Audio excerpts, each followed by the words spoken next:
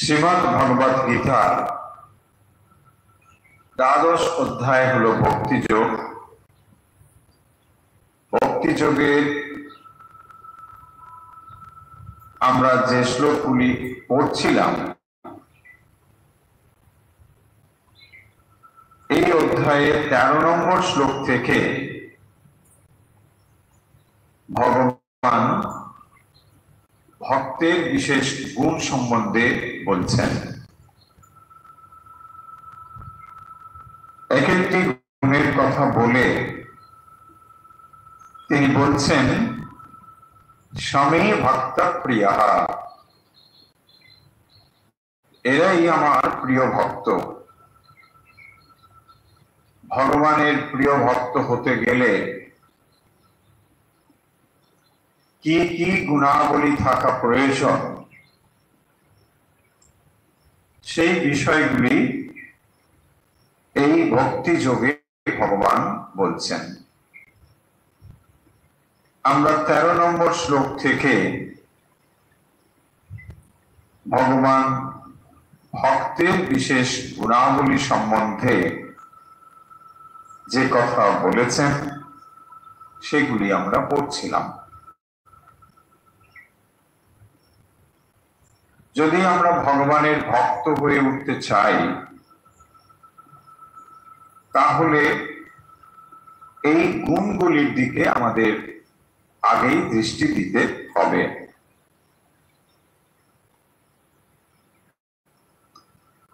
ভগবানের ভক্ত হওয়ার জন্য এক এক করে তিনি যে সমস্ত গুণের কথা এখানে উল্লেখ করেছেন, সেই সমস্ত গুণ যদি কারোর ভেতরে দেখা দেয় বা দেখা যায়, তাহলে ভগবানের সান্নিধ্য লাভ বা পরম ভক্তি লাভ তার ক্ষেত্রে অত্যন্ত সহজ হয়ে ওঠে। সেই বিষয় আলোচনাতেই ভগবান যে গুণের কথা বলেছেন, অদ্রেষ্টা সর্বভূতানাং মৈত্র করুণ এব চ নির্মম নিরহংকার সম দুঃখ সুখ স্মী সন্তুষ্ট সততম যোগী যথাত্মা দৃঢ় নিশ্চয়ঃ ময়্যার্পিত মনোবুদ্ধির यो মদ ভক্ত স্মী প্রিয়ঃ।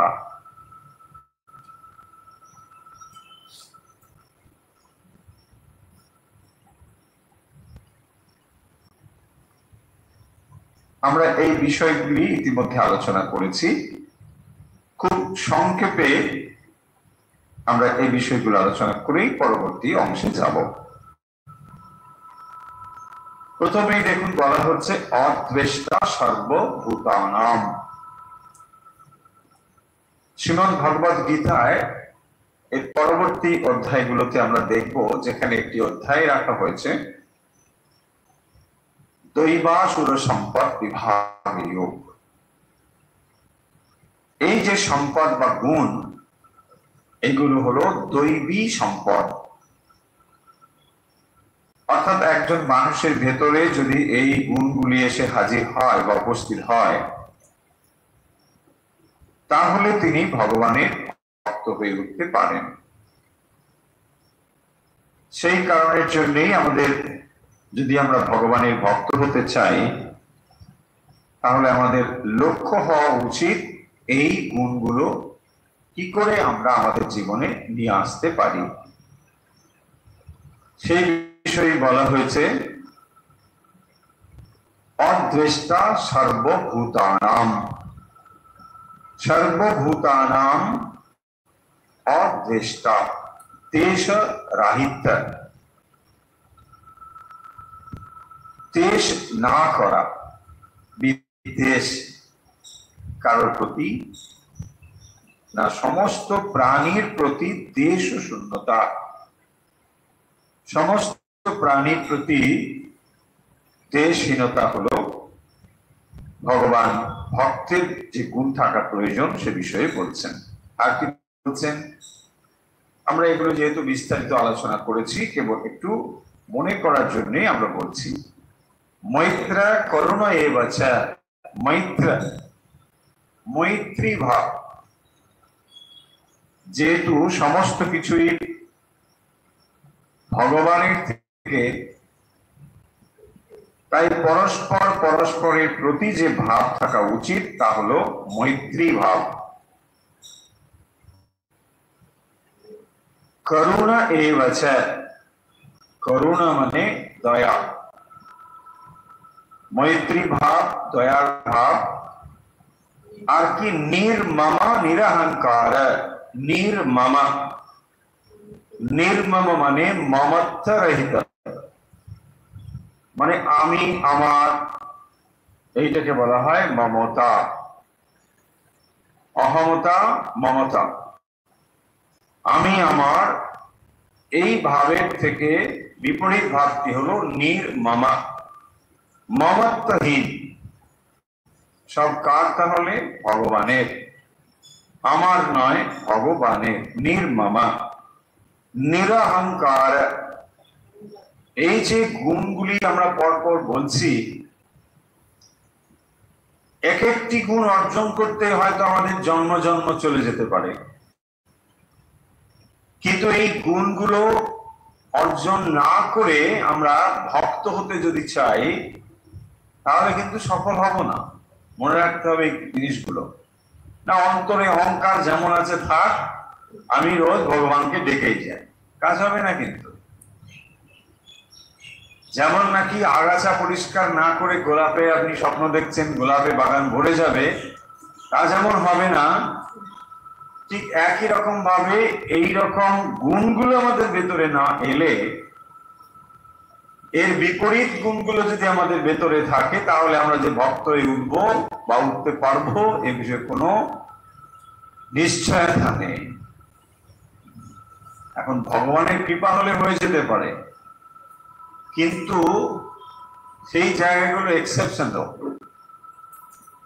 এখন আপনি যদি মনে করেন যে না ঠিক আছে আমি সেরকম এক্সেপশনাল ভক্ত, তাহলে কিছু বলার নেই।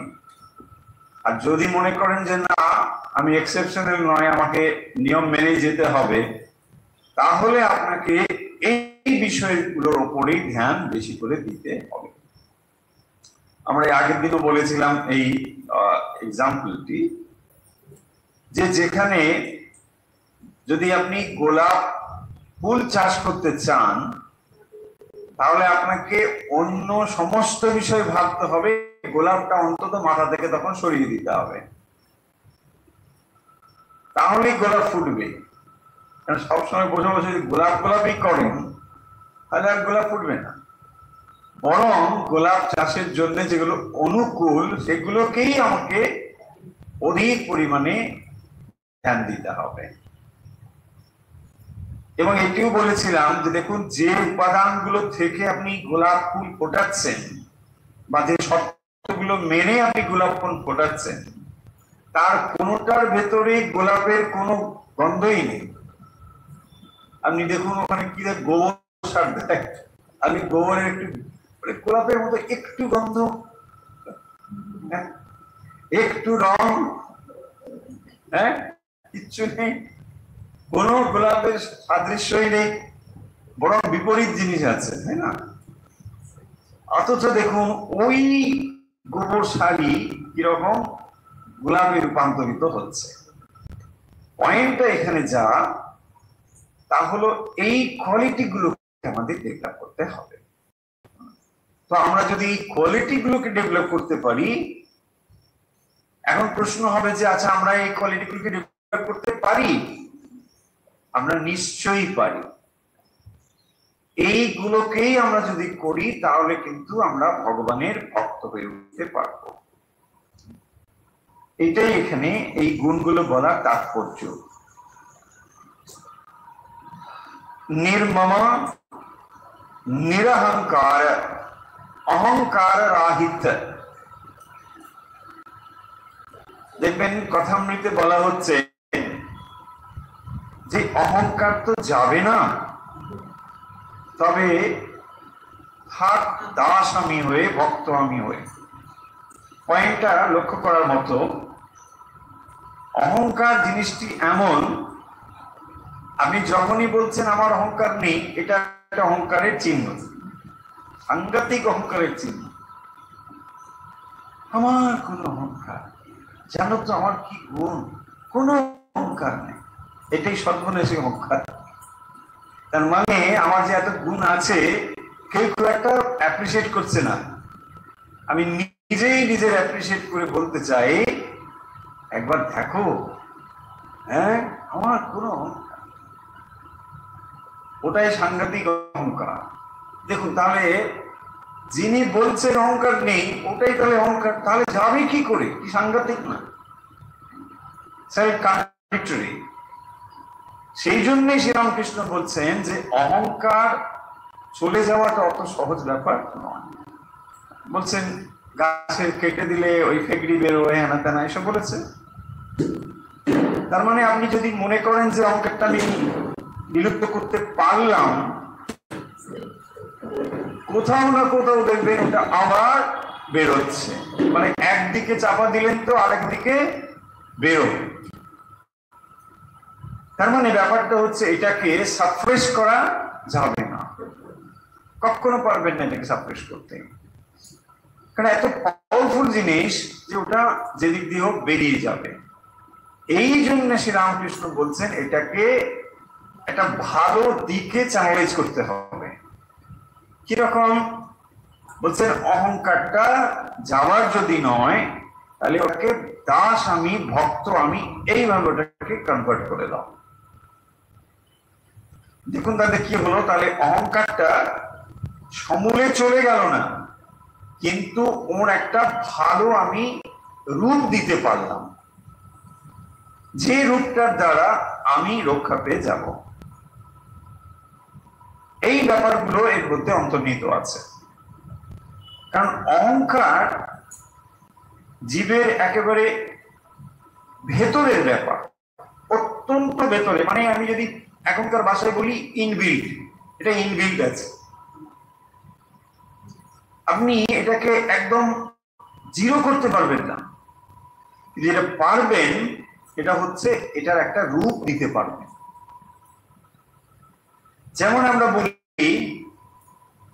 যে আপনার ডিজায়ারকে আপনি একদম শেষ করতে পারবেন, হায়ার হায়ার স্টেজেও নিয়ে যেতে পারেন, তাই না? প্রথমে দেখুন কোনো কিছু পাওয়ার আকাঙ্ক্ষা কিরকম, আমি এই চাই, অর্থ চাই, ধন চাই, সম্পদ চাই, এটা একদম পাওয়ার আকাঙ্ক্ষা, এটাও ওয়ান টাইপ অফ ডিজায়ার। আমার ডিজায়ার হচ্ছে হওয়ার ডিজায়ার, মানে জ্ঞান লাভের আকাঙ্ক্ষা, এটাও আকাঙ্ক্ষা, কিন্তু একটা ছিল বস্তুগত আর একটা হলো জ্ঞানগত। দেখুন দুটো জিনিস, একটা উচ্চ উচ্চ গ্রাম, একটা হায়ার স্টেজে আমরা আমাদের ডিজায়ারটাকে নিয়ে যেতে পারি। অহংকারও ঠিক একই রকম ভাবে অহংকার গুলোকে আমরা উচ্চ উচ্চ স্তরে নিয়ে যেতে পারি। কি করে? শ্রীরামকৃষ্ণ বলছেন যে এটা যাবে না, তো তাহলে কি করা যায় না, দাস ভক্ত আমি, এইভাবে এগুলোকে দেখতে হবে।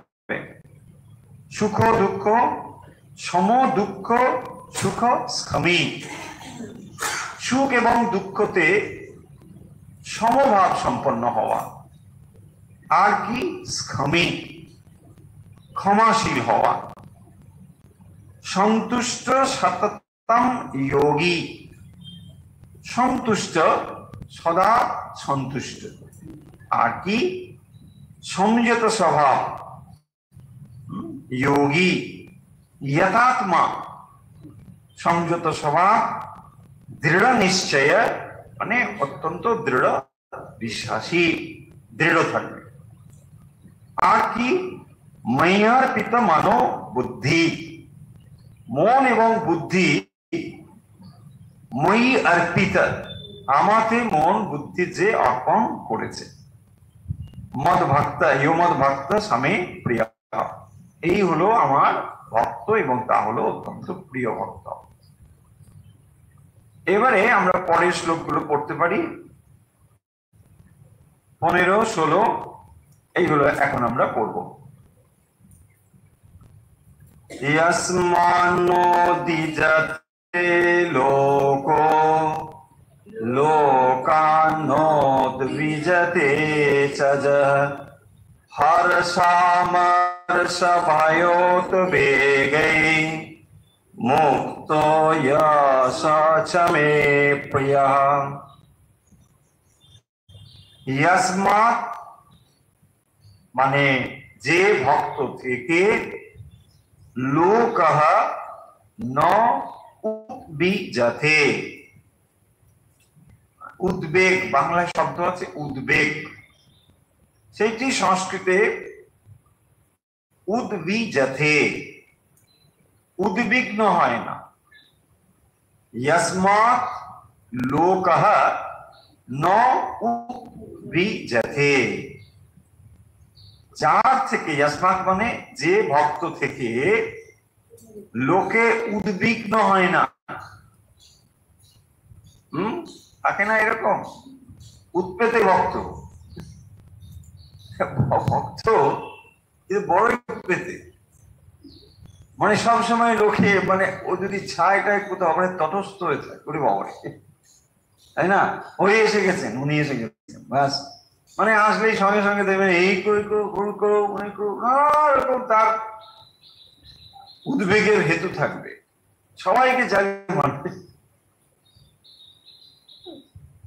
এইটাই বলছেন यस्मात् লোকः কোন ব্যক্তি ন উদ্বিজতে, উদ্বিগ্ন হয় না। মা বলছেন দেখো কেউ কেউ আসে, আমি রান্না টান্না যা করি দিয়ে খেয়ে চলে যায়, আবার কেউ কেউ আসে তার কিছুতেই সন্তুষ্ট হয় না, মা এই কি রান্না করেছো, মুখে দেওয়া যায়, কি করেছো এগুলো, দেখুন কি অবস্থা। আরে মা ওগুলো পাবে কোথায়? গ্রামের দেশ, মানে ওখানে পাড়াগ্রাম কিছু নেই, যতটুকু হয় ওটা কত কষ্ট করে তাকে সংগ্রহ করতে হয়। হ্যাঁ, শহরে বাবু বেড়াতে গেছেন, গ্রাম দেখতে গেছেন, মা তো মা, ঠিক আছে, মা মানে কি রান্না করে মা, বাস ও এগুলো বুকে দেওয়া যায়, এইসব মুড়ি টুড়ি খাওয়া যাবে, লুচি করো। তার দেখুন কি অবস্থা। এই হচ্ছে यस्मात् लोकः न उद्विजते। এ তো আমরা খুব ভালো ভালো এক্সাম্পল দিলাম, উদ্বিজতের এক্সাম্পল আরো অনেক রকম হতে পারে। সেই রকম ব্যাপারগুলো বলছেন, যে ভক্ত থেকে কারোর কোনো উদ্বেগের হেতু হবে না, যে তিনি এলেন বলি সব তটস্থ, কি করা যাবে একেবারে, এরকম কোনো ব্যাপার। আর দেখবেন যিনি নিজে শান্ত বা যার মন প্রশান্তিতে পরিপূর্ণ, তার সান্নিধ্যে গেলে সকলেই প্রশান্তি লাভ করে। আবার উল্টো দিক থেকে যার মনে শান্তি নেই, অশান্ত যিনি, যেখানেই যাবেন পরিবেশটা অশান্ত হয়ে যাবে, ব্যাস।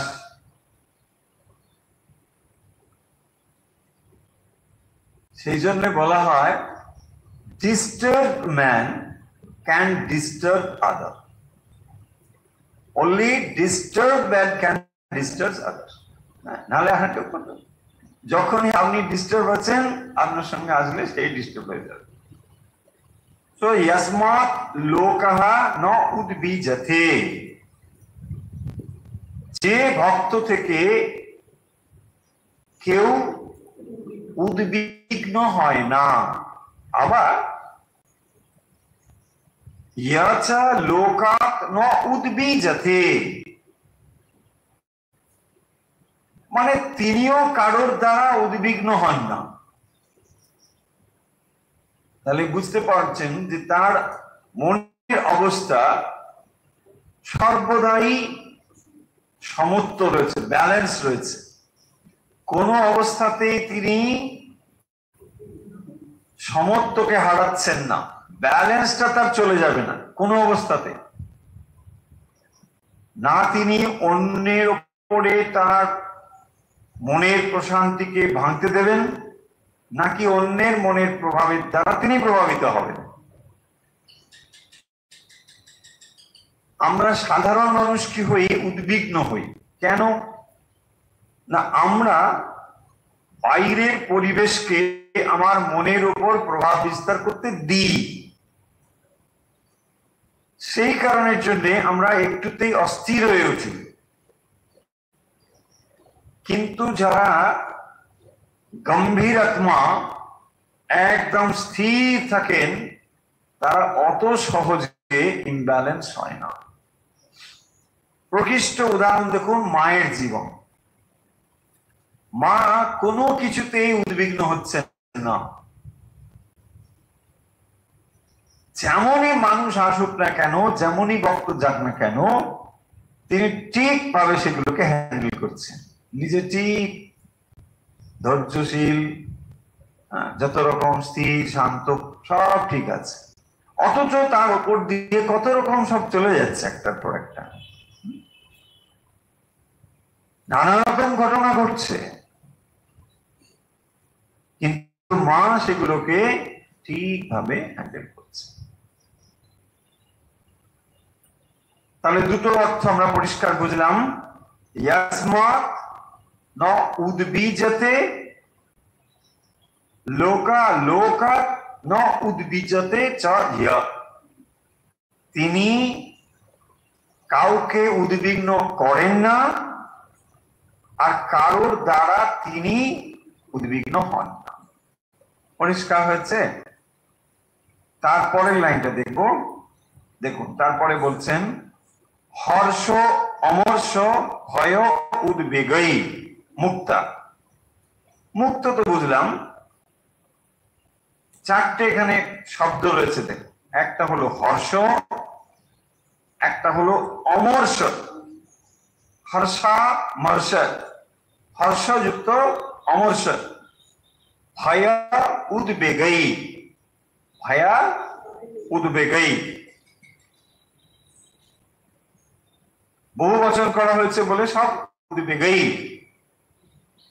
তাহলে চারটে জিনিস কি? হর্ষ, হর্ষ মানে কি? আনন্দ, হর্ষ মানে আনন্দ। অমর্ষ মানে কি?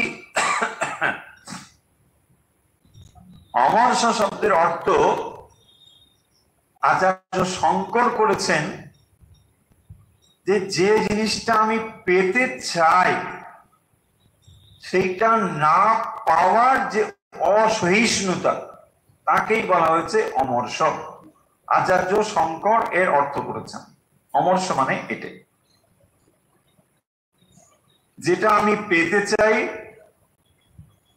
এটা না পেলে যে অসহিষ্ণুতা তৈরি হয়। আর শ্রীধর স্বামী এর অর্থ করেছেন পরশ্রী কাতরতা। মোটামুটি অসুবিধে নেই। তাহলে হর্ষ আর অমর্ষ। আর কি না? হর্ষ অমর্ষ ভয়া উদ্বেগই। ভয়া, ভয়টা তো ভয় আমরা বুঝতে পারি। আর উদ্বেগ, উদ্বেগ শব্দ আগে ক্রিয়াপদ দিয়ে বলা হয়েছে। উদ্বেগ কোনো কিছুর দ্বারা আপনি বিচলিত যখন হন, সেটাই উদ্বেগ। তাহলে এই যে উদ্বেগ, ভয়, হর্ষ অথবা অমর্ষ, মুক্তা, এগুলো থেকে তিনি মুক্ত হবেন। সেই জন্য বলছেন হর্ষা মর্ষ বায়োদ্বেগই মুক্তা ইয়া সমে প্রিয়ঃ। তাহলে 15 নম্বর শ্লোকে বলা হচ্ছে যিনি কাউকে উদ্বিগ্ন করেন না, কারোর দ্বারা উদ্বিগ্ন হন না, আবার যিনি আনন্দ, পরশ্রী কাতরতা এবং তার ফলে যে চাঞ্চল্য, তাই না? পরশ্রী কাতরতা থেকেই তো চাঞ্চল্য হবে, মানসিক স্থিতি নষ্ট হবে। পরশ্রী কাতরতা মানে কি? অপরের শ্রী মানে তার সৌন্দর্য হতে পারে, তার গুণ হতে পারে, তার ধন হতে পারে, যে কিছু হতে পারে, ধন সম্পদ দেখে আমি ঈর্ষান্বিত হলাম। পরশ্রী কাতরতা, অপরের বিকাশ, সৌন্দর্য ইত্যাদিতে আমি সহ্য করতে না পারা, তাই না? তখন কি হয়, ভেতরে একটা জ্বালা তৈরি হয় এবং সেই জ্বালা আপনাকে পুড়িয়ে ফেলে, মনের চঞ্চলতা তৈরি করে। ছিলেন ভালো, যেই শুনলেন যে ও না এই লটারি পেয়ে গেছে, হ্যাঁ কি বল, বা কোনো একটা কিছু হয়েছে, সর্বনাশ হয়ে গেল, আপনার ভেতরে শেষ। এই যে অবস্থা, এটাকেই বলে পরশ্রী কাতরতা। সহজ করে বললে জেলেসি, তাই না? সহজ করে বললে তো সেটা কিরকম? এইরকম, আপনি ভালোই আছেন, আপনি খারাপ আছেন তা না, কিন্তু যেই শুনলেন ও একটা কোনো প্রাইজ পেয়েছে, ধরুন, বাস হয়ে গেল, প্রাইজ পেয়েছে, কি বলছে, হ্যাঁ কি প্রাইজ দিল, ইস দেশটা একেবারে সর্বনাশ হয়ে গেল। আরে ও গান জানে কি, ওকে প্রাইজ দিল? আমি এত বছর থেকে কি গান করছি, একেবারে গলা আমার কি, আমার কত ক্যাসেট, কত কিছু আমার, আর দেখো ওর এই যে ভেতরে জ্বালা, এটাই হচ্ছে পরশ্রী কাতরতা। দেখুন তাতে কি হচ্ছে, আপনার মেন্টাল স্টেবিলিটি নষ্ট হচ্ছে। ভাবুন আপনি এই মানসিকতা নিয়ে ভক্ত হবেন কি করে, কিছুতেই সম্ভব নয়। সেই জন্য এই জিনিসগুলোকেই আমাদের বেশি ধ্যান দিতে হবে। দেখুন আমরা কি ভাবি, জব করে যাচ্ছি, ঝপ করে যাচ্ছি, আচ্ছা ঝপ করে গেলে হবে এগুলোকে বাদ দিয়ে কি হবে, প্রশ্নটা হচ্ছে এখানে। জব করতে বারণ করছি না, বা জব করলে খারাপ কিছু না, কিন্তু কথাটা হচ্ছে যে আমরা এইগুলোকে যদি না ধ্যান দিই, তাহলে আমরা জবের ফলটা বুঝতে পারবো কি, পারবো না, তাই না? আপনি জিমে গিয়ে ডাম্বেল বারবেল কি সব আছে সব করা শুরু করে দিলেন, কিন্তু যদি আপনি তার আগে ওয়ার্ম আপ না করেন, তাহলে দেখবেন এগুলোতে আপনার বিপত্তি হবে। পেশিতে হয়তো এমন একটা ব্যথা তৈরি হলো যেটা আর কারণে মুশকিল হবে। মানে একটু একটু করে ওয়ার্ম আপ করে তারপরে আপনাকে এক্সারসাইজে শুরু করতে হবে। তো এক্স্যাক্টলি এখানেও আমাদের এই বিষয়গুলোতে ধ্যান দিতে হবে, আর তা না হলে ওটাও একরকম অহংকারের ঢিবি তৈরি হবে। আমি এত জপ করছি, এত ধ্যান করছি, আমি এত বড় ভক্ত হয়েছি, কিন্তু ঠিক ভাবে যদি আত্মবিশ্লেষণ করে আমরা এই জিনিসগুলোর দিকে তাকাই, তাহলে আমরা অনেক সময় দেখবেন লজ্জিত হয়ে যাব, তাই না? যে সত্যি সত্যি মন স্থির করে আমরা কত সময় ভগবানের নাম করতে পারছি। এই জায়গাগুলি হচ্ছে তার কারণ। মন কেন স্থির হয় না, এগুলো তার কারণ। হর্ষা বর্ষ ভয় বেগই মুক্ত যশ চামে চামে প্রিয়। তাহলে 15 নম্বরে কি বলা হলো, আশা করি শ্লোকটি বুঝতে অসুবিধা নেই। यस्मान् नोद्विजते लोको लोकान् नोद्विजते च यः हर्षामर्षभयोद्वेगैर् मुक्तो य स च मे प्रियः।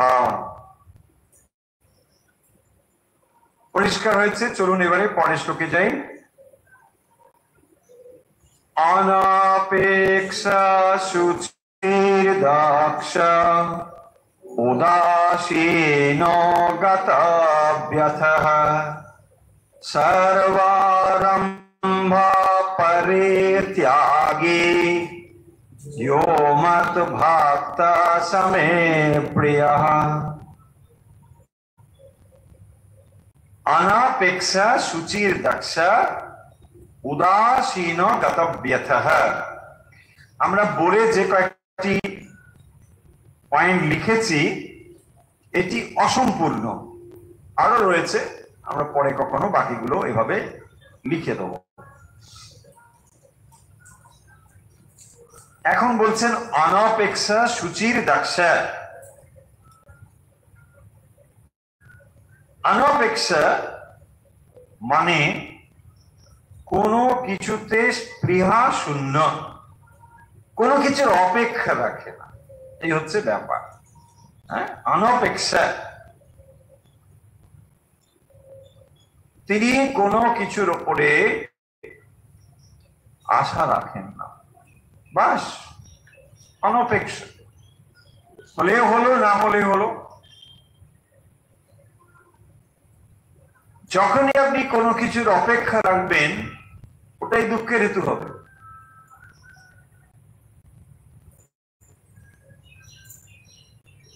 আর যিনি একমাত্র ভগবানের উপর নির্ভর করেন তিনি অনপেক্ষ হয়ে উঠতে পারেন।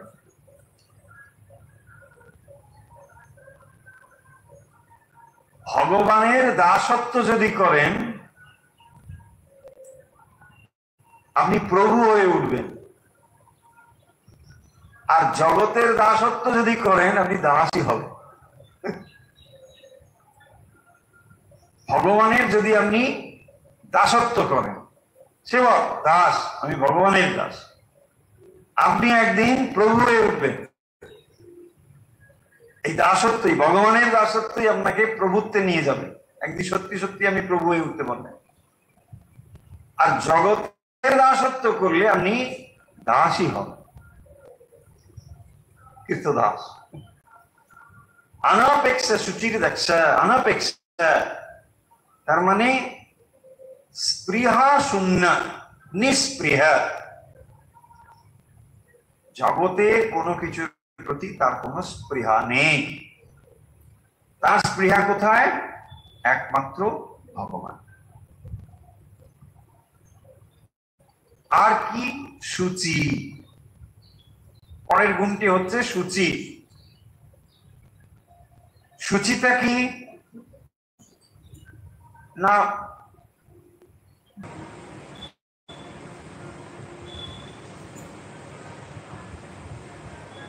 যে জিনিসগুলো আপনার মনকে নিম্নগামী করে তার থেকে বিরত রাখাই হলো শুচি।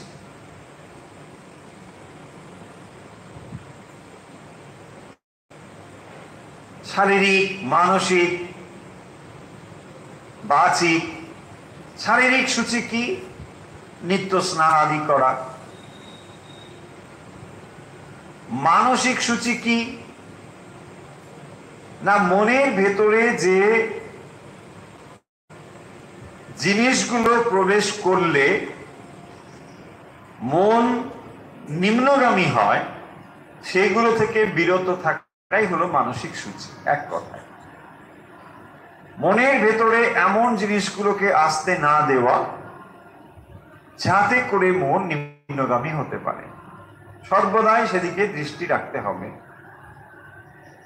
ভক্ত সাধককে সবসময় সেদিকে দৃষ্টি রাখতে হবে যে মন কোনোভাবে নিচের দিকে চলে যাচ্ছে কিনা। এটাকে বলে শুচি।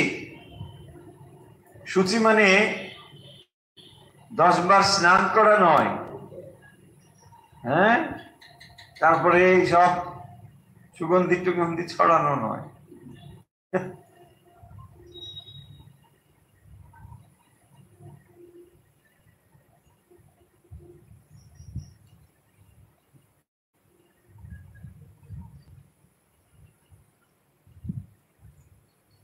সেই আছে না, ওই রূপ গোস্বামীর ওখানেই আছে, সেখানে বলছেন যে অহংকারে যদি কেউ মত্ত হয়ে থাকে তাহলে সে শুচি হতে পারছে না। সেই জন্য শুচিতা একটি বড় গুণ। কিন্তু সেই সূচিটা আবার যেন এরকম না হয়, মানে সবসময় থাকার হাত ধুচ্ছে, সেটা আবার কিন্তু রোগ বিশেষ, ওটা নয়। সর্বদাই তার সূচি কিছুতে হয় না। সর্বদাই হাতগুলো ধুয়ে ধুয়ে দেখবেন একেবারে নখ টোক গুলো খারাপ হয়ে গেছে, হাত ধুয়েই যাচ্ছে, এটা রোগ বিশেষ, ওটা নয়। তাহলে বাহ্যিক আভ্যন্তরীণ, হ্যাঁ, ভেতরে সূচি। আর কি দেখুন, দক্ষ, সূচির দক্ষ। দক্ষ মানে কি? দক্ষ মানে হচ্ছে কর্মপটু, মানে অলস না হওয়া, সোজা কথা। দক্ষ, সবকিছুতে এফিসিয়েন্ট দেখবেন। তার মানে ভক্ত মানে ওরকম নয় যে না কি করো না, আমি কিছুই পারি, just good for nothing. No, দক্ষ, এফিসিয়েন্ট, কার্য তার ক্ষমতা রয়েছে, অলস নয়, সোজা কথা। কয়েকটা কিছু হলেই সঙ্গে সঙ্গে সে প্রস্তুত আছে। দক্ষ, অনলস, তার মধ্যে আলস্য আছে তা। কারণ দেখুন, এই জিনিসগুলো আস্তে আস্তে গেলে, চলে গেলে সাধারণত অলসতা এসে পড়ে। না কি আছে, আমি আর কি দুটো খাই আর থাকি, তো আমার আর কি কোনো কিছু স্পৃহা নেই, তাই না? তখন কি হবে, ধীরে ধীরে দেখবেন সে কাপড় জামাও কাছে না, কোনো কিছু করে না, এরকম আছে অনেকে দেখবেন। আসলে তামসিকতায় ডুবে যাচ্ছে। দেখুন, দুটো কোয়ালিটি এত কাছাকাছি যায়, অ্যাপারেন্টলি দেখে আপনি অনেক সময় চিনতে পারবেন না। মানে একটা পূর্ণ সাত্বিকতা আর একটা পূর্ণ তামসিকতা, এই দুটো খুব কাছাকাছি যাবে। শ্রীরামকৃষ্ণ দেখবেন কথা মেতে আছেন না, বলছেন একজন ভক্ত দেখবেন তার কিছু নেই, ওইখানে হয়তো পায়রা হেঁটেছে, ওইখানে জল পড়ে, এসব দেখাচ্ছেন। আবার ওইখানে কিছু নেই, একটা ডেগো ডাটা ওইসব নিয়ে খায় আর থাকে, ভগবানের নাম করে। এই যে ভগবানের নাম করে, দ্য মেন পয়েন্ট। নাহলে বাকি পর্যন্ত দেখুন যা ছিল ঘোর তামসিক, আপনি বলে দেবেন কি রে তামসিকতা বেশি, ঘর সারায় না, কিছুই করে না, জল পড়ছে, ওখানে রাস্তা খারাপ, এখানে সবেতেই চরম অলস তামসিকতা। কিন্তু এই তামসিকতাটা তখনই গুণ হয়ে যাবে যদি ভগবানের জন্য সে এতটাই চিন্তিত বা এতটাই সাধন ভজন নিয়ে থাকে যে ওগুলোকে ধ্যানই দেয় না, যা ঠিক আছে চলো হয়ে গেল, বেশ ঠিক আছে চলো, কোন রকম ভাবে এটা হয়ে গেলেই হয়ে গেল, আর তার বেশি দৃষ্টি নেই। এই পয়েন্টটা সেই জন্য অ্যাপারেন্টলি মনে হবে যে ঘোর তামসিকতাতে ডুবে আছে। আমরা অনেক সময় সেটাকে ভুল করি, মানে ভক্ত বলি না। ভক্ত তার মানে কিন্তু এরকম হবে না, পরিষ্কার পরিচ্ছন্ন থাকবে। আবার পরিষ্কার পরিচ্ছন্ন মানে এই নয় যে সেটা রাজসিকতার দিকে চলে যাবে, তাও কিন্তু আবার নয়। খুব এগুলো পরিমিতি থাকতে হবে। অনপেক্ষা সুচির দক্ষ, সে কিন্তু এফিসিয়েন্ট হবে, কর্মক্ষমতা থাকবে, দক্ষ হবে। অনপেক্ষা সুচির দক্ষ, উদাসীন গতব্যতে, উদাসীন, উদাসীন বাংলায় উদাস ভাব একটা আছে, দেখো উদাস মানে, উদাস বাংলায় খুব নেগেটিভ সেন্সে বলা হয়। কিরকম, খুবই উদাস, উদাস আর হতাশ প্রায় কাছাকাছি যায়, তাই না? মানে উদাস, উদাস মানে কোনো কিছুতেই নেই, খাচ্ছি তো খাচ্ছি না, যাচ্ছি তো যাচ্ছি না, হ্যাঁ ধরে আছি তো ধরছি না।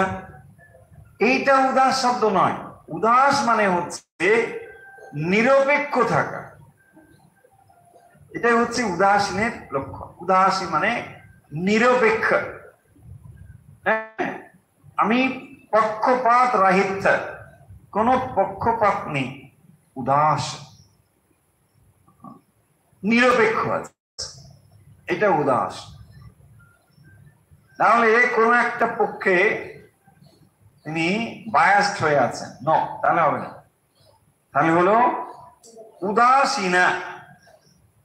আর কি দেখুন, গত ব্যথা, গত ব্যথা, গত ব্যথা, ব্যথা মানে কি? ব্যথা, বাংলায় যেমন বলে ব্যথা।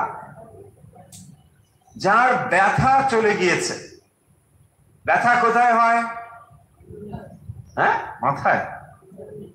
ব্যথা কোথায় হয়? এইগুলো একদম ঠিকঠাক। ব্যথা আমিও যেন এই তো এখানে ব্যথা হচ্ছে, ব্যথা আসলে ওখানে হয় না, ব্যথাটা হয় মনে। গত ব্যথা মানে হচ্ছে যার মনের পীড়া চলে গেছে, তাকেই বলা হয় গত ব্যথা। মানে সোজা কথা, কোনো কিছুর দ্বারা তার মনের চঞ্চলতা হানি হবে না বা চঞ্চল হবে না, মন চঞ্চল হবে না, সেটাই হচ্ছে গত ব্যথা। কারণ মনের পীড়া যদি তার থাকে তাহলে সে ভক্ত হয়ে উঠতে পারবে না। আর ওই ব্যথাটুকু চলে গেলে ভগবান শেষ। দেখুন, খুব এগুলো সূক্ষ্ম ব্যাপার আছে। আমাদের অনেক সময় ব্যাকুলতা ভগবত ব্যাকুলতা বলে মনে হয়, কিন্তু হয়তো সেটা ভগবত ব্যাকুলতা নাও হতে পারে। মনটা খালি খালি লাগছে, কিছুই ভালো লাগছে না, দীক্ষা নিয়ে দিই, ঠিক আছে, ভুল কিছু নেই। কিন্তু এটা, এর অর্থ এমন নয় যে হয়তো প্রিয়জনের বিয়োগ হয়েছে বা হঠাৎ কোনো একটা তার মনে ডিপ্রেশন হয়েছে, সেখান থেকে তিনি দীক্ষা নিয়েছেন। দীক্ষা নেওয়াটাকে খারাপ বলছি না, ডিপ্রেশন থেকে এটার জন্য ঠিকই আছে, কিন্তু কথাটা তা নয়। কথাটা হচ্ছে এই ব্যাকুলতা ঈশ্বরের প্রতি ব্যাকুলতা 16 আনা এটা না হতে পারে, এই কথাটাই বলা হচ্ছে। পয়েন্টটা কিন্তু বুঝবেন না। তাহলে সমস্ত ব্যথা ঈশ্বরের জন্য ব্যথা নাও হতে পারে, যদিও ব্যথা বলেই মনে হচ্ছে খুবই কষ্ট, মনের কষ্ট, কষ্ট ঠিক। এখন তাহলে দুটোকে আমি আলাদা করছি কেন? কাটাছেড়া করার কারণ কি? দুটো বোঝার জন্য। কারণ মনে টানা পড়েন বোঝা যাবে না। যদি ওই ব্যথাটা চলে যায় তাহলে দেখা যাবে যে আমি ঈশ্বরের প্রতি যে আমার অনুরাগ বলে ভাবছিলাম এটা হয়তো আর নেই, ব্যাস উবে গেল। কারণ ওই সমস্যাটা দূরীভূত হয়ে গেছে। ধরুন একজনের চাকরি ছিল না, আবার চাকরি পেয়ে গেল, মাঝখানে একটু হতাশ ছিল, হ্যাঁ কি করবে কি করবে কি করবে, সে ভাবছিল না বোধহয় ভগবান কি করতে হবে, না হলে তো হচ্ছে না বোধহয়। এরকম করে আমার কাছে এসে মানে কেঁদে কেঁদে পড়লো, সত্যি মানে কি হবে, ও না দীক্ষা না হলে হচ্ছে না দীক্ষা। কিন্তু যে দেখলেন কি করে না ও জয়েন করেছে, আচ্ছা এখন দীক্ষা ঠিক বলে জব দেন, বুঝি না সময় তো পাচ্ছি না, বুঝতেই তো পাচ্ছেন কর্পোরেট চাকরি, সময় হয় না, হয়ে গেল। হ্যাঁ, বোঝা যাচ্ছে পয়েন্ট গুলো, এই কথাটাই বলছি। কিন্তু রিয়েল ব্যাকুলতা ডেফিনেটলি ওটা তো আপনারা বোঝেনি। পয়েন্টটা এইখানে যে তাহলে ওই কজগুলো চলে গেলে কিন্তু আমার ভক্ত টক্ত সব শেষ। তার মানে মনের যে আঁকবো কত, এগুলোকে ধরতে হবে। মন আমাদের কাছে যে কিভাবে ধরা দেয় আপনি চিন্তা করতে পারবেন। কারণ সব সময় আমরা মানে মনের এই যে ওঠা পড়া ধরতে পারি না, তাকে একরকম ভাবে বুঝি।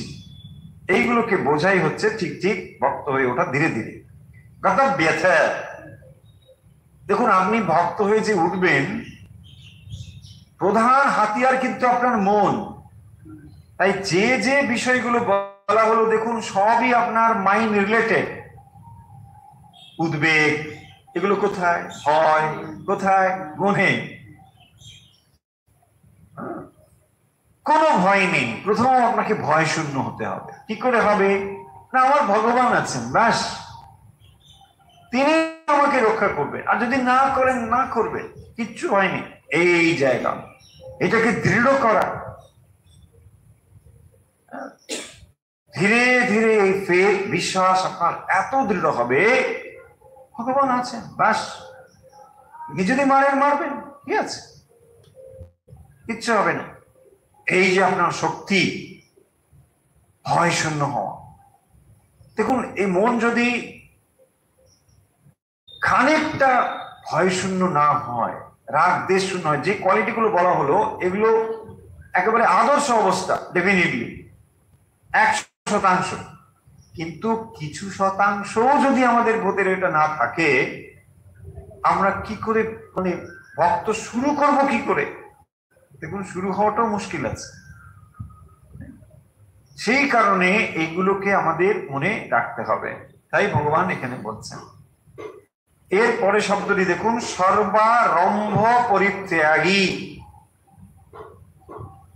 সর্বারম্ভ, আগে এইটুকু দেখি, সর্বযুক্ত আরম্ভ, হ্যাঁ, সর্বারম্ভ পরিত্যাগী, রম্ভা নয় কিন্তু সর্বা, ওখানে আকার আছে বলে এখানে একটা আকার জুড়ে যাওয়ার সম্ভাবনা আছে। সর্বারম্ভা পরিত্যাগী না, রম্ভা নয়, রম্ভা। রম্ভা মানে কলা, সব কলা পরিত্যাগ করে দাও। কি কলা?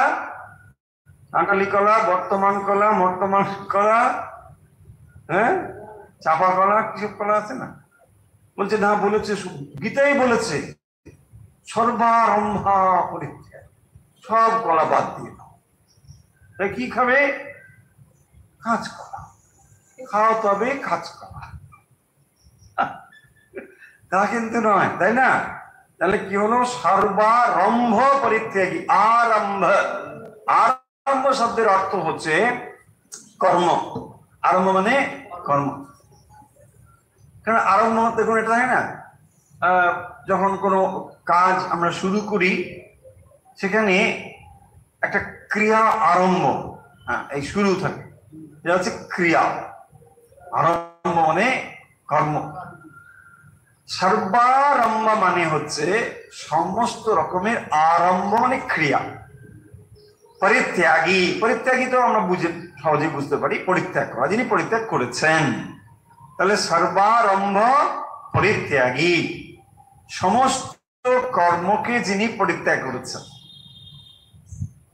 বাহ, ভালো তো, সব কাজটা যিনি ছেড়ে দিয়েছেন, বাস, আর কোনো কাজ নেই, তাই না? আপনি গিয়ে বলছেন কি, কেমন আছেন? সর্বারম্ভ পরিত্যাগ। হ্যাঁ, বলছেন কি? বলছেন আমি সব ছেড়ে দিয়েছি, সর্বারম্ভ পরিত্যাগ। বলছি একটু বেজটা ধরুন না, ওদিকে নিয়ে যাবো, সর্বারম্ভ পরিত্যাগ। আর একটু টেবিলটা ধরুন, ওখানে নিয়ে যাই, ভক্তরা প্রসাদ পাবে, সর্বারম্ভ পরিত্যাগী। আপনি জানেন না আমি সব ছেড়ে দিই, কিছুই করব। আচ্ছা একটু প্রসাদ নিতে আসুন, বলছে ঠিক আছে চলুন, তাই না? প্রসাদ নিতে আছে, ঠিক আছে। তার মানে দেখুন, যখনই আমরা বলছি সমস্ত কাজ ছেড়ে দিয়েছি, মানে মানে যে কাজগুলো আমি ছেড়ে দিয়েছি বলছি, তাহলে সব ছেড়ে দাও, তাহলে ঠিক আছে, খাওয়া দাওয়া সব ছেড়ে দাও, তাও এটা হবে না। সেই জন্যে সর্বারম্ভ পরিত্যাগী কথার অর্থ হচ্ছে সমস্ত সকাম কর্মকে পরিত্যাগ করা, নিষ্কাম নয় কিন্তু, সকাম কর্ম পরিত্যাগ। দেখুন এত সময় অর্থটা পরিষ্কার হলো। তাহলে সমস্ত কর্মকে পরিত্যাগ মানে সকাম কর্মকে পরিত্যাগ করা। কে? ভক্ত। তাহলে আপনি যদি ভক্ত হতে চান কি করতে হবে? সমস্ত সকাম কর্মকে ত্যাগ করতে হবে। কেন আপনি প্রশ্ন করতে পারেন। দেখুন যখনই আপনি সকাম কর্ম করে যাচ্ছেন, তাহলে কর্ম এবং কর্মফল, তাহলে আপনি কার উপর নির্ভর করছেন? মুখে বলছেন ভগবানের উপর নির্ভর করছি, আসলে আমি কর্মফলের উপর নির্ভর করছি। দেখুন হিপোক্রেট, তাই না? বিচারিত হয়ে যাচ্ছে না? ভগবান তুমি ছাড়া আমার আর কেউ নেই, হ্যাঁ এলআইসি আমি দিয়ে যাচ্ছি। আরে না না, ভুল বুঝবেন না, এলে আপনি দিন, কথাটা আমার অন্যভাবে নেবেন না। দেখুন, তাহলে আমি ভগবানের উপর যে 16 আনা নির্ভর করছি বলে মুখে বলছি, কিন্তু আমি তো রেডি আছি না। এমনকি আসবে কিনা কে জানে, তাই না? যখন আমি ডাকবো তখন তুমি আসবে কিনা আমার সন্দেহ আছে, তাই না? যখন আমার তোমাকে সব থেকে বেশি দরকার হবে, হে প্রভু এসো এসো, আর উপায় নেই, দেখা যাবে তুমি অন্য কোনো ভক্তের বাড়িতে চলে গেছো, সে বেশি করে ডেকেছে, ব্যাস হয়ে গেল, তাই না? ও গড়ে মালা দিয়েছে, তখন আমার ডাক তোমার কাছে পৌঁছবে না। সেই জন্য আমি কি করেছি, এলআইসি, তুমি আসবে কি আসবে না কে জানে। কথাটা হলো যে তাহলে দেখুন, আমি ভগবানের উপর যদি নির্ভর হই তাহলে আমার আর কি আছে, বাস যা হয় হবে। এটা আমরা হতে পারি না বলেই না আমরা দুটো দিক এদিক ওদিক রাখি। এটাই হচ্ছে পয়েন্ট। সর্বারম্ভ পরিত্যাগী, যিনি সমস্ত সকাম কর্মকে পরিত্যাগ করেছেন। কর্মের ফল থাকবে, কিন্তু যদি আপনি নিষ্কাম ভাবে কর্ম করেন, ওই কর্মই আপনাকে মুক্তির দিকে নিয়ে যাবে। আবার যে কর্ম আপনি সকাম ভাবে করেন তা আপনাকে বন্ধনের দিকে নিয়ে যাবে। দেখুন, কর্ম হচ্ছে এমন একটি জিনিস যার দ্বারা আপনি নিজেকে বেঁধে ফেলতে পারেন, আবার মুক্ত করতে পারেন।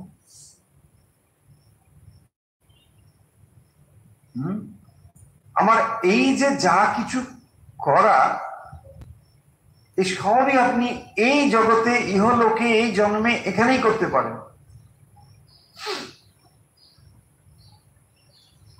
আমরা উপনিষদ থেকেও জেনেছি যে আপনি মানে পুণ্য সঞ্চয় বা মুক্তির ইচ্ছে, যা আপনি বলুন, এটাকে যদি আমি আর্নিং বলে মনে করি, আপনি আর্নিংটা কিন্তু এখানেই করতে পারবেন, আর তার ফলে আপনি অন্য লোকে যেতে পারবেন। সে আপনি যদি ইচ্ছে করেন, না করলে মুক্ত হয়ে যাবেন, ঠিক আছে, কিন্তু যা আপনার করা সম্ভব তা কিন্তু এখানেই। দেখুন, আপনি স্বর্গলোকে গমন মানে ধরুন আপনি বিদেশে একটা মানে ভিসা টিসা করে ওখানে চলে গেলেন, কিন্তু আর্নিং ওখানে করতে পারবেন না যদি ওই ধরনের ভিসা না হয়, তাই না? আর্নিং আপনাকে এখানে করতে হবে, তার রেজাল্ট আপনি ওখানে গিয়ে ভোগ করছেন, এখান থেকে ডলার নিয়ে করে ডলার কনভার্ট করে ওখানে আপনি ভোগ করছেন। দেখুন, আর্নিংটা আপনাকে এখানে করতে হবে। ঠিক সেরকম আপনার modification, next next next destination সবই আপনি ডিটারমিন করতে পারেন এখান থেকে। আপনি সকাম করলে একরকম রেজাল্ট, নিষ্কাম করলে একরকম রেজাল্ট, কিন্তু সবটাই আপনি এখান থেকেই করতে পারেন। তাহলে আমরা কনক্লুড করে দিই, পড়লাম 15 এবং 16 কি, यस्मात् नो उद्बीजते लोको लोका नो उद्बीजते चजा, যিনি কাউকে উদ্বিগ্ন করেন না, কারোর দ্বারা ও উদ্বিগ্ন হন না, এই হলো সোজা কথা। আর তিনি তখনই উদ্বিগ্ন হবেন না যদি তিনি অপরকে উদ্বিগ্ন না করেন। এ দুটো কিন্তু খুবই পারস্পরিক ভাবে চলে। মানে আপনি যদি কারোর উদ্বেগের হেতু না হন, আপনাকেও কেউ উদ্বিগ্ন করবে না, যে না না উনি ঠিক আছে, ভালো সব। এ দুটো ঠিক এইভাবে। হর্ষামর্ষ ভয়োদ্বেগই মুক্তাহা, তারপরে বলছেন হর্ষ, অমর্ষ, ভয়, উদ্বেগ, এগুলোর দ্বারা মুক্ত, এগুলো থেকে মুক্ত তিনি হচ্ছেন আমার প্রিয়, যিনি ভয়, হর্ষ, অমর্ষ এবং উদ্বেগ মুক্ত। তারপরে বলছেন অনপেক্ষা, তার কোনো স্পৃহা নেই, অপেক্ষতা নেই, কারোর উপর তিনি অপেক্ষা করেন। অনপেক্ষ, কোন ডিপেন্ডেন্ট নেই। দেখুন, মানুষ যত যত বয়স বাড়তে থাকে কত রকম এর উপর আমাদের অপেক্ষা করতে হয়, নির্ভর করতে হয়, তাই না? অনপেক্ষ মানে একমাত্র ঈশ্বরের উপর নির্ভরতাই হচ্ছে নির্ভরতা বা অনপেক্ষতা, একমাত্র ঈশ্বরের উপর নির্ভর। ঔষধম গঙ্গাতোয়ম, ব্যাস, ঔষধম গঙ্গাতোয়ম, যা হয় হবে, ভগবানের উপর নির্ভর করে থাকে, সে হচ্ছে এইভাবে থাকে। আর যে ভগবানের উপর নির্ভর করে, ভগবান তাকে ঠিকভাবেই রক্ষা করে। কিন্তু ওইটুকু আমাদের পরীক্ষা দিতে হবে,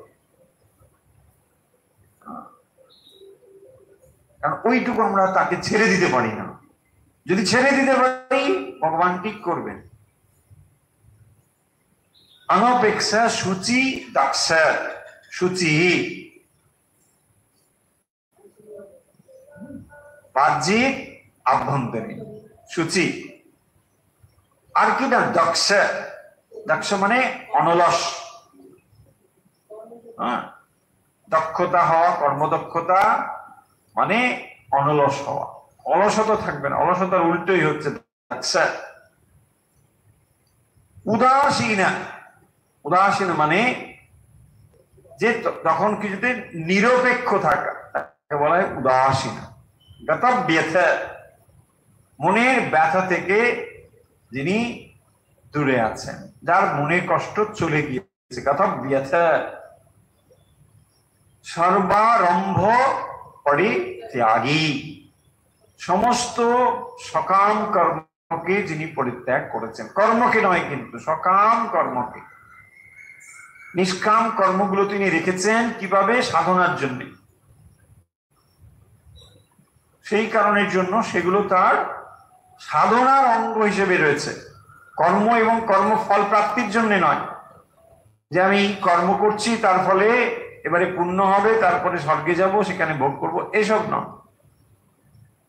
কর্ম করছেন, অত্যন্ত পরিশ্রম করছেন, সুদক্ষ, অলস নয়, কিন্তু এগুলো সর্বারম্ভ পরিত্যাগ, কর্মের ফল সে চায় না, ঈশ্বরে সমর্পণ করছে। এই যদি হয়, বলছেন এই ভক্তই আমার প্রিয়। তাহলে ভগবানের প্রিয় ভক্ত হতে গেলে এই গুণগুলো আমাদের অর্জন করতে। আরো রয়েছে, আমরা পরে এগুলো আরো পড়বো।